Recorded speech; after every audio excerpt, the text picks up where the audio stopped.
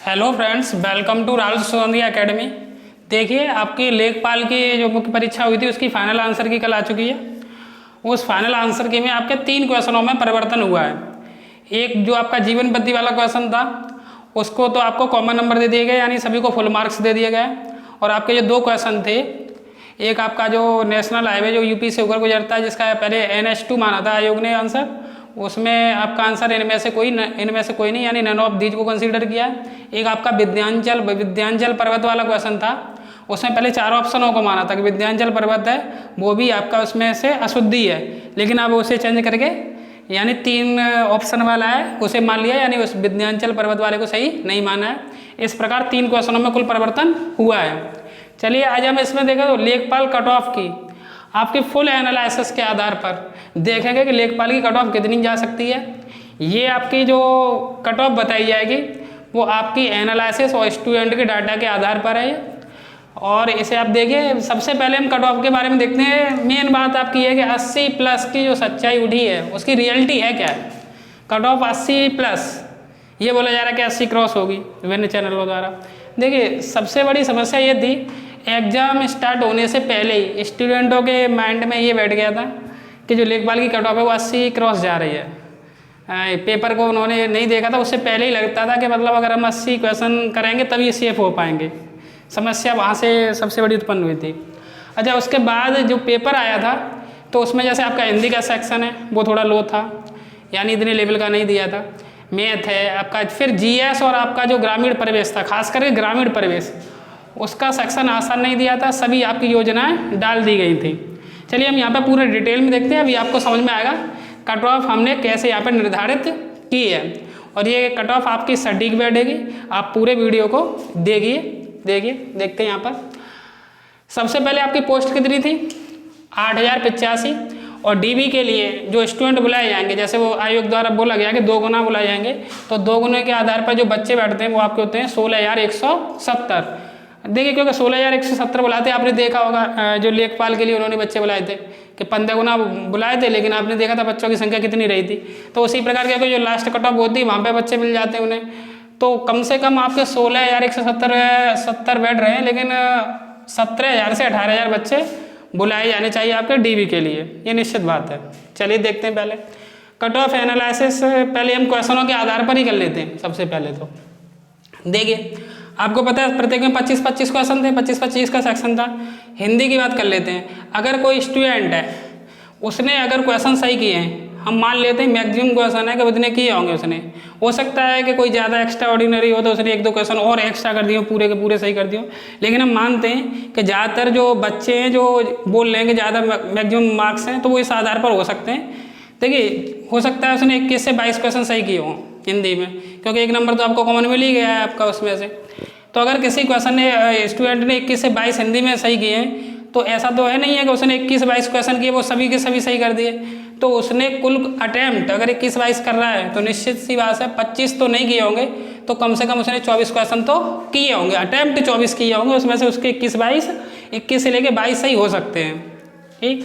अच्छा, बात करें मैथ की। हम मैथ में मान के चले कि स्टूडेंट है, बढ़िया स्टूडेंट है, तो उसने 21 से 22 क्वेश्चन सही कर दिए मैथ में। क्योंकि देखिए, ह्यूमन मिस्टेक भी होती हैं। ऐसा नहीं है कि हम ये नहीं बोल रहे कि मैथ में कोई 25 में से 25 नहीं कर पाएगा, 25 में 25 हो जाते हैं। लेकिन दिक्कत ये रहती है कि एग्जाम टाइम पे प्रेशर रहता है, क्वेश्चन आता हुआ गलत हो जाता है।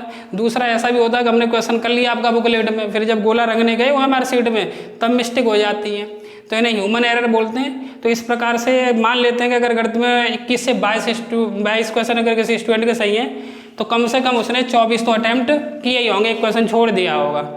ठीक है, अभी डाटा निकालेंगे गलत क्वेश्चनों का भी। अब ये क्या कि इन्हें देख लेते हैं, ये नहीं देखते कि गलत क्वेश्चन कितने किए, उससे भी तो माइनस मार्किंग है ना, इसमें नेगेटिव मार्किंग है 1/4 की आपकी। अच्छा, बात की है GS की, तो GS में मान के चलते हैं स्टूडेंट के 18 से 20 सही होंगे।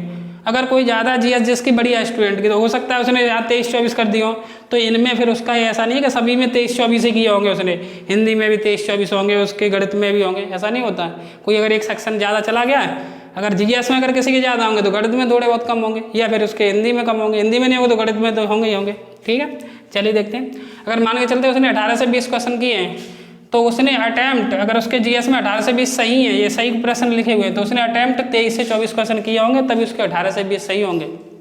ठीक है, यहाँ 3 से 4 क्वेश्चन तो निश्चित गलत किए ही होंगे उसने, ऐसा नहीं कि सभी के सभी सही लगा दिए। अच्छा, बात की जाए ग्रामीण परिवेश की, तो ग्रामीण परिवेश में ज़्यादातर योजनाएं थी, तो अगर जो एवरेज निकल के आ रहा है, जो रेंज निकल के आ रही है ज़्यादातर स्टूडेंटों की, और बढ़िया स्टूडेंट की बात हो रही है, ऐसा ही नहीं है कि वैसा ही स्टूडेंट है, बढ़िया स्टूडेंट जिन्होंने अच्छा स्कोर किया, तो ग्रामीण परिवेश में 17 से 18 क्वेश्चन सही हो सकते हैं। हो सकता है किसी किसी स्टूडेंट के 20 हों, 20 से ज़्यादा तो बहुत ही कम चांस है। मान के चलते हैं एक आध स्टूडेंट होगा जिसके 20 सही होंगे ग्रामीण परिवेश में। 17 से 18 ये अच्छा स्कोर है ये सभी सब्जेक्टों का।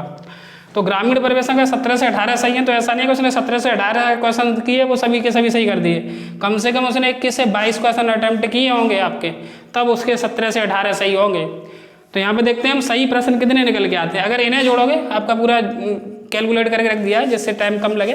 देखिए ये आपका 82 बैठ रहा है, अगर इधर के हम देखेंगे ये जो 21 से 22 ये रेंज है वो बैठ रहा है आपका 77, यानी मान के चलते हैं एक स्टूडेंट के 77 से 82 क्वेश्चन सही हो सकते हैं। ये प्रश्नों के आधार पर हमने देखा है। ये नहीं कहा जा सकता है कि कोई ऐसा स्टूडेंट नहीं है कि उसके साथ 82 से ज़्यादा ना हो सकता है 85 भी हो, लेकिन उन स्टूडेंट की संख्या बहुत कम है।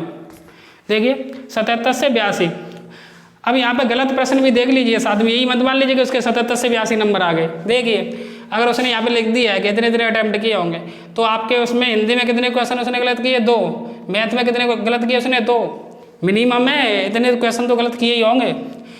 आपका जीएस में कितने 3 से 4, 3 से 4 नहीं तो 3 तो क्वेश्चन मान ही लो। ग्रामीण परिवेश में 4 से 5, 4 से 5 नहीं तो 4 क्वेश्चन तो मान ही लो।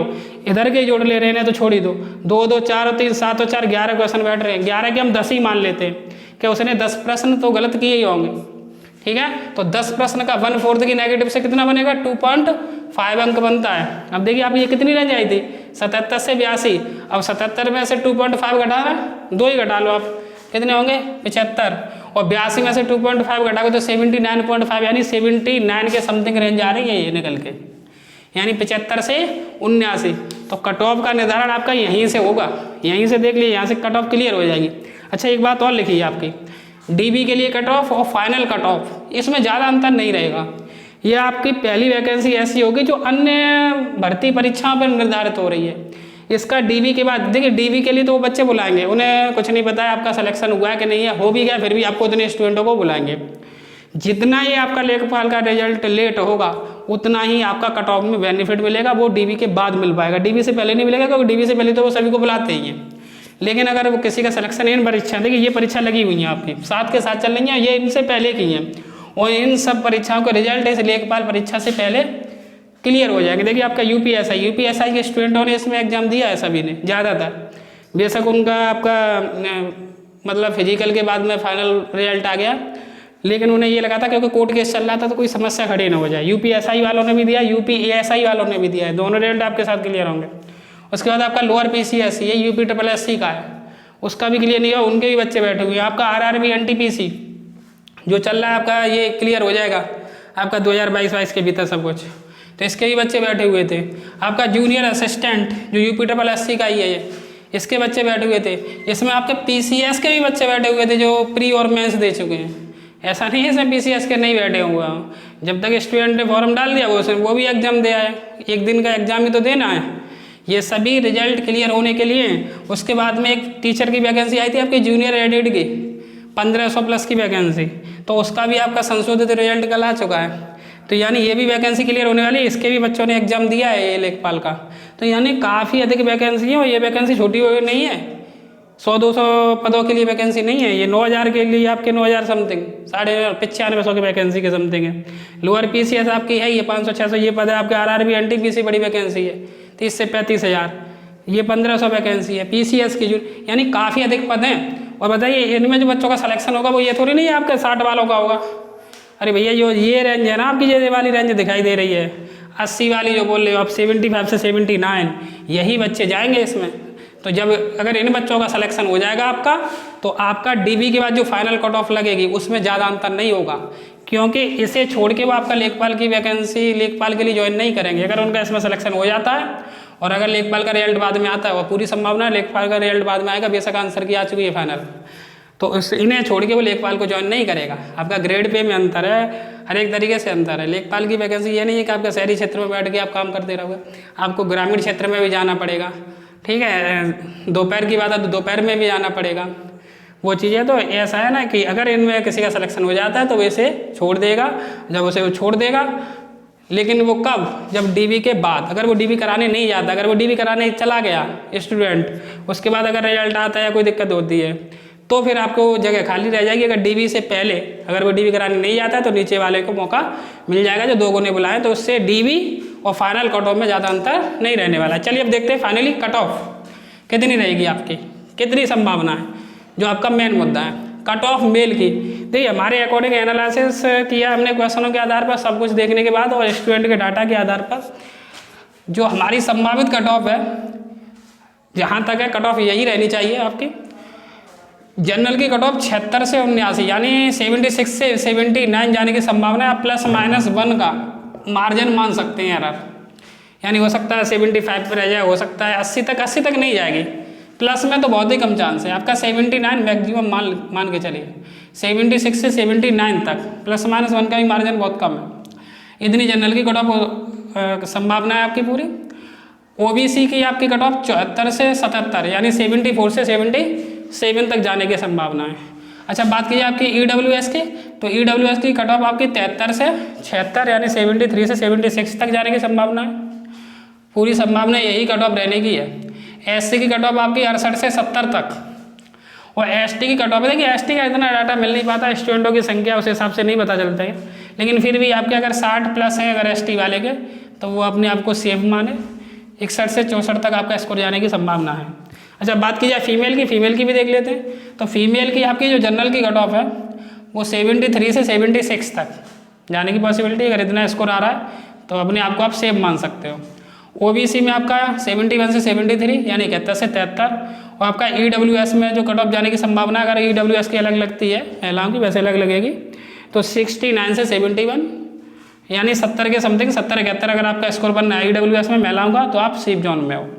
एससी का आपका कितना 63 से 65, एसटी का भी लगा सकते हो, महिलाओं में बहुत कम संख्या होती है, नाम मात्र की होती है, 60 से भी नीचे मान के चलिए। तो इस प्रकार हमने देखो कट ऑफ का एनालिसिस किया। अगर आपको वीडियो अच्छा लगा हो तो इसे शेयर करें और लाइक करें, और अगर आपने चैनल सब्सक्राइब नहीं किया तो आप चैनल को सब्सक्राइब कर लें। ओके, धन्यवाद।